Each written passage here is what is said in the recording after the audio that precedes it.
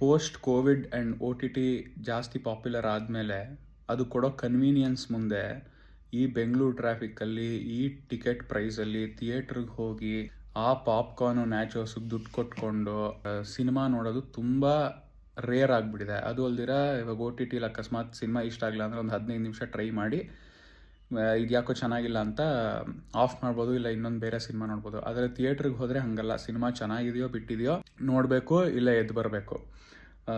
So ಥಿಯೇಟ್ರಿಗೆ ಹೋಗಿ cinema ನೋಡೋ ಕಲ್ಚರು ಕಡಿಮೆ ಆಗ್ತಾ ಇದೆ, ಜನನೂ ಕಡಿಮೆ ಆಗ್ತಾ ಇದ್ದಾರೆ, ಆ್ಯಂಡ್ ನಾವು ನೋಡೋದು ಕೂಡ ಫ್ರೀಕ್ವೆನ್ಸಿ ಕಡಿಮೆ ಆಗ್ತಾ ಇದೆ. ಅಂದರೆ ಅದು ಅಲ್ದಿರ ಇವಾಗ PR ಎಷ್ಟರ ಮಟ್ಟಿಗೆ ಮಾಡ್ತಾರೆ ಒಂದು ಸಿನಿಮಾಗೆ ಅಂದರೆ, ಚೆನ್ನಾಗಿಲ್ಲದೆ ಇರೋ ಸಿನಿಮಾ ಕೂಡ ಒಳ್ಳೆ ರಿವ್ಯೂಸ್ ಬಂದು ನಾವು ಹೋಗಿ ನೋಡ್ಕೊಂಬಂದು ಡಿಸಪಾಯಿಂಟ್ ಆಗೋ ಥರ ಆಗಿರೋದ್ರಿಂದ ಥಿಯೇಟ್ರಿಗೆ ಹೋಗಿ ಸಿನಿಮಾ ನೋಡೋದು ಯದ್ವಾ ಕಡಿಮೆ ಆಗಿಬಿಟ್ಟಿದೆ.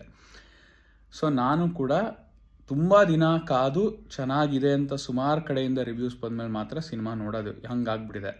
ಸೊ ನೀವು ಆ ಥರ ಏನಾದ್ರು ಆಗಿದ್ದರೆ, ಧುರಂಧರ್ ಸಿನಿಮಾ ಅಪ್ಪಿತಪ್ಪಿ ಇನ್ನೂ ನೋಡಿಲ್ಲ ಅಂದರೆ ದಯವಿಟ್ಟು ಇದನ್ನು ಒ ಟಿ ಟಿಲಿ ಬರೋವರೆಗೂ ಕಾಯುವಂಥ ಮಿಸ್ಟೇಕ್ ದಯವಿಟ್ಟು ಮಾಡಬೇಡಿ. ಯಾಕೆ ಅಂದರೆ ಈ ಸಿನಿಮಾನ ಊಟ ಮಾಡ್ಕೊಂಡು ನೋಡೋದು, ಇಲ್ಲ ಮಧ್ಯ ಪಾಸ್ ಮಾಡ್ಕೊಂಡು ನೋಡೋದು, ಮನೆಗೆ ಯಾರೋ ಬಂದರು ಅಂತ ನಿಲ್ಲಿಸ್ಬಿಟ್ಟು ಸ್ವಲ್ಪ ಹೊತ್ತಾದ್ಮೇಲೆ ಪ್ಲೇ ಮಾಡೋದು, ಇಲ್ಲ ನಿದ್ದೆ ಮಾಡೋವಾಗ ನೋಡ್ಕೊಂಡು ಮಧ್ಯದಲ್ಲಿ ನಿದ್ದೆ ಮಾಡಿ ನಾಳೆ ಕಂಟಿನ್ಯೂ ಮಾಡೋ ಥರ ನೋಡೋದು, ಇಲ್ಲ ಮನೆ ಡಿಸ್ಟರ್ಬೆನ್ಸ್ಗಳ ಮಧ್ಯ ಪಾಸ್ ಮಾಡ್ಕೊಂಡು ನೋಡೋದು, ಆ ಥರದ ಸಿನಿಮಾ ಅಲ್ವೇ ಅಲ್ಲ. ಅಥವಾ ಏನೋ ಬೇರೆ ಕೆಲಸ ಮಾಡ್ಕೊಂಡು ಸಿನಿಮಾ ನೋಡೋದು, ಆ ಥರದ ಸಿನಿಮಾ ಅಲ್ವೇ ಅಲ್ಲ. ಯಾಕೆಂದರೆ ನಾವು ಈ ಸಿನಿಮಾನ 100% ಕಾನ್ಸಂಟ್ರೇಟ್ ಮಾಡಿ ನೋಡಬೇಕು. ಸುಮಾರು ಮೈನರ್ ಡೀಟೇಲ್ಸ್ ನೀವು ಅಷ್ಟು ಕಾನ್ಸಂಟ್ರೇಟ್ ಮಾಡಿದ್ರೂ ಕೂಡ ಮಿಸ್ ಆಗೋ ಚಾನ್ಸಸ್ ಇರುತ್ತೆ. ಅದಕ್ಕೆ ಇನ್ನೊಂದು ಸಲ ಕೂಡ ನೋಡಲೇಬೇಕಾಗೋ ಥರದ್ದು ಒಂದು ಸಿನಿಮಾ.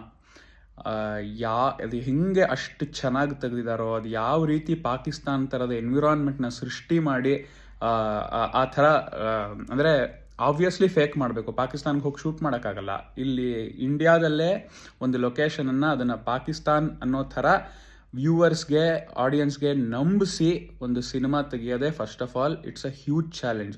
ಆ್ಯಂಡ್ ಆ ರ್ಯಾಲಿಗಳಲ್ಲಿ ಜನನ್ ಸೇರಿಸಿರೋ ರೀತಿ, ಆಲ್ಮೋಸ್ಟ್ ಲುಕ್ ಅಲೈಕ್ಸ್ನ ಸೆಲೆಕ್ಟ್ ಮಾಡಿರೋದು, ಆ್ಯಂಡ್ ಎಷ್ಟೊಂದು ಇನ್ಫಾರ್ಮೇಷನನ್ನು ಎಷ್ಟು ಶಾರ್ಟ್ ಪೀರಿಯಡ್ ಆಫ್ ಟೈಮಲ್ಲಿ ಓವರ್ ಕ್ರೌಡೆಡ್ ಆಗಿ, ಅಂದರೆ ಯದ್ವಾ ಇನ್ಫಾರ್ಮೇಷನ್ ಅಂತಲೂ ಅನ್ನಿಸ್ಬಾರ್ದು, ಆ ರೀತಿ ಒಂದು ಕತೆ ಮುಖಾಂತರ ಅದನ್ನು ತಿಳಿಸೋದಿದೆಯಲ್ಲ, ಐ ಥಿಂಕ್ ಎಕ್ಸ್ಪ್ಲೇನ್ ಮಾಡೋಕ್ಕೆ ಸಾಧ್ಯ ಇಲ್ಲ, ಅಷ್ಟು ಚೆನ್ನಾಗಿದೆ ಸಿನಿಮಾ. ಆ್ಯಂಡ್ ಎಷ್ಟೊಂದು ವಿಚಾರಗಳು ನಮಗೆ ಗೊತ್ತಾಗುತ್ತೆ. ಡಿಮಾನಿಟೈಸೇಷನ್ ಯಾಕಾಯಿತು, ಕಂದಹಾರ್ ಹೈಜಾಕ್ ಆದಮೇಲೆ, IC-814 ಹೈಜಾಕ್ ಆದಮೇಲೆ ನಮ್ಮ ಗೌರ್ಮೆಂಟ್ ಏನು ಆ್ಯಕ್ಷನ್ ತೊಗೋತು ಅಥವಾ ಏನು ತೊಗೊಳ್ಳಿಲ್ಲ, ಏನು ತೊಗೋಬೋದಿತ್ತು, ಆ್ಯಂಡ್ ಯಾಕೆ ಒಂದು ಗೌರ್ಮೆಂಟು ಎಷ್ಟು ದೊಡ್ಡ ರೋಲ್ ಪ್ಲೇ ಮಾಡುತ್ತೆ ಟೆರರಿಸಮನ್ನು ಕಂಟ್ರೋಲ್ ಮಾಡೋದ್ರಲ್ಲಿ, ಅಥವಾ ಕರಪ್ಷನನ್ನು ಕಂಟ್ರೋಲ್ ಮಾಡೋದ್ರಲ್ಲಿ, ಅಥವಾ ಕರಪ್ಷನ್ ರ್ಯಾಂಪೆಂಟ್ ಆದರೆ ಟೆರರಿಸಮ್ಗೆ ಕೂಡ ಅನುಕೂಲ ಮಾಡೋ ಥರದ ಗೌರ್ಮೆಂಟು ಬರೋ ಚಾನ್ಸ್ ಇದೆಯಾ?